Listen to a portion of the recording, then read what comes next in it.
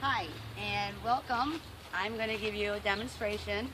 I'm sure some of us don't have a clue how to even open or operate the lid to this vehicle, but I'm going to show you a few things today to help you, some of the ladies out there who don't know exactly what's going on, and if that little light in your car turns and it lights up and you all of a sudden you see that you might need oil or even windshield washer fluid, I'm going to explain just a few tips to you today how to safely check those fluids without having to overstress yourself.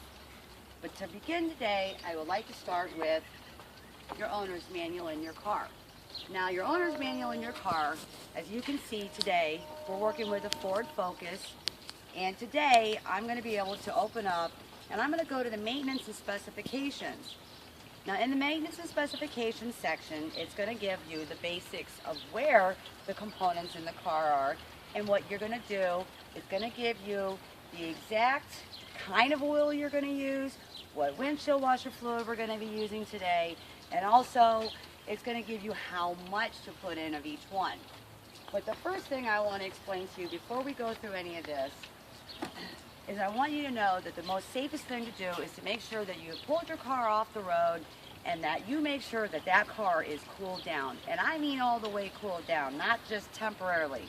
I can walk in here and put my hand on this car right now, and from this point, let's go through a little bit of what I'm going to show you.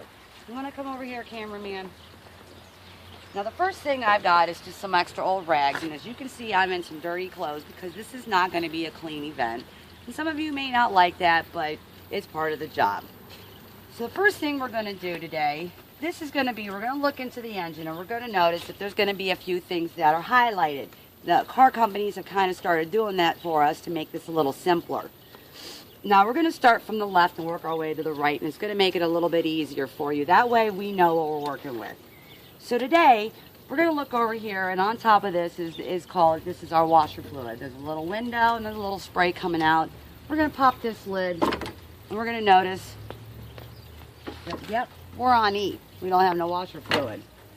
So depending on the weather that you live in and where you live, you're either going to want to get a mix with a rainy ice or one to help with your windshields. If you live in like a sunny Arizona, you can just use regular old, any good old just window fluids.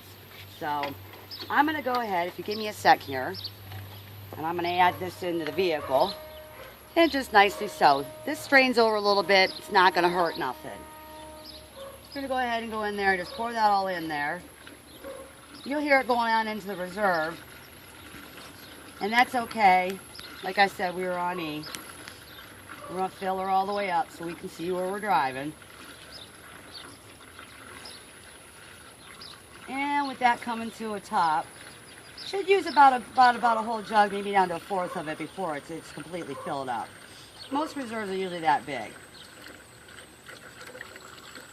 There we go. So we're filled up on this. Next, like I said, now we're going to replace the lids and put that on there. You just don't want to knock it over and make too big of a mess on yourself. Next thing we're going to do, we're going to look over here, and this is your coolant. Now, this is the water thing, and this is what I was telling you why you needed to have your engine completely turned off. Because if you were to open this lid, you could actually burn yourself, and you can cause some serious damage to everything. So we're going to go ahead. Car's cool. We're going to take this lid off.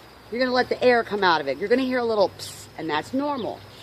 We're going to go ahead, on each container that we're going over, you're going to notice there's going to be down here, there's going to be a full, a medium, and a low. Now I'm looking down in here, my water's looking out kind of clear, and it's supposed to be a certain color. Each engine's going to have a different kind of coolant in it.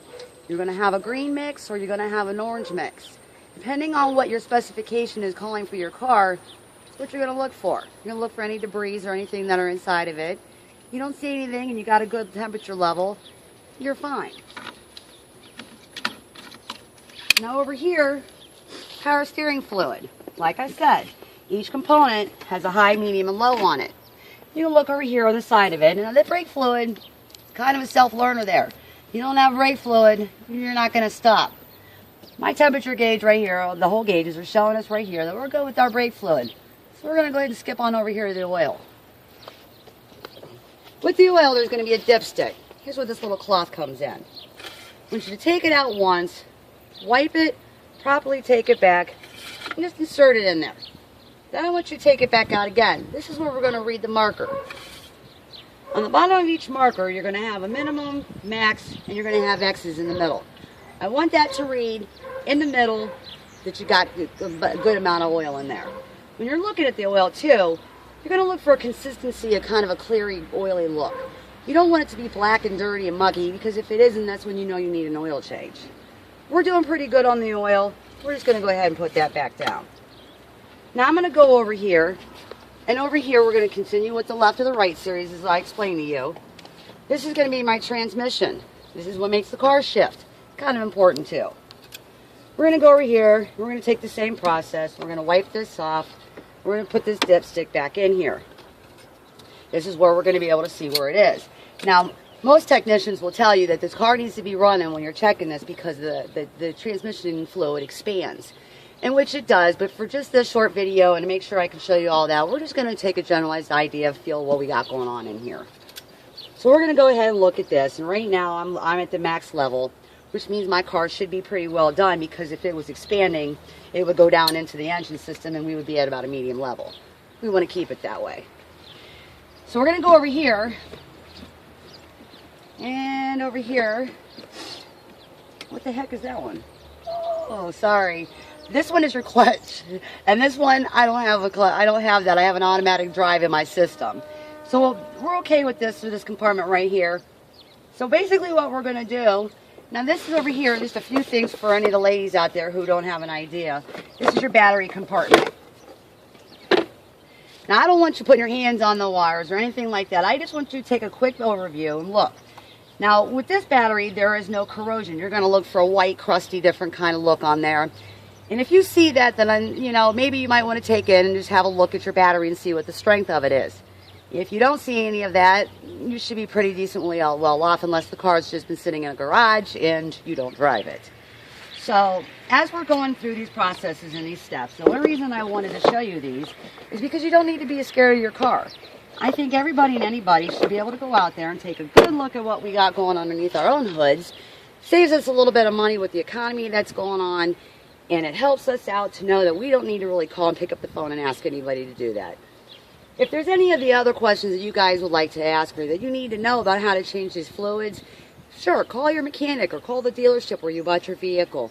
But these simple items that can be done like this didn't take us, what, maybe the whole speech of what this 3-4 minute speech was? Anyways, I'd like to just thank you for participating and letting me show you how to change the fluids. And if I can help with anything else, well, I guess the next speech might be an informative one on how to do all this again. Thank you and have a great day.